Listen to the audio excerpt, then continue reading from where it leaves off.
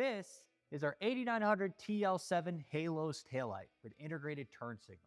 And today we're installing it on this 2003 Heritage Softail Classic.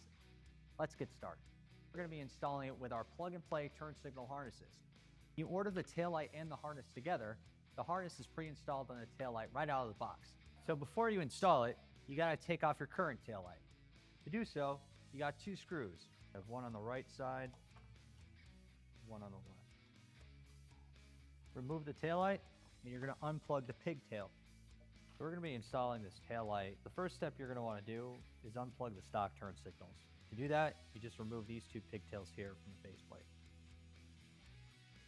Grab the taillight's pigtail, plug it into the same spot where your stock taillight was plugged into. Now we're going to connect the turn signal.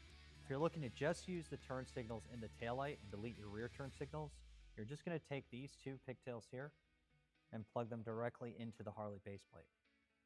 If you're planning on using the turn signals in the integrated taillight along with the stock turn signals that are on the bike, you're then going to take these two and plug them into the corresponding pigtail on the harness. Once you have everything plugged in, a pro tip is to take the turn signal pigtails and put them right underneath the circuit board. That gives you a little bit more room to put the taillight in position.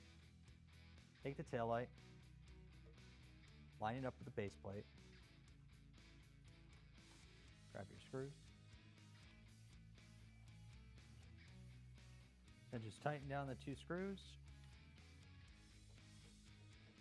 and our taillight is mounted. Once you have everything hooked up, you just want to test and make sure everything's working correctly. Check our brakes.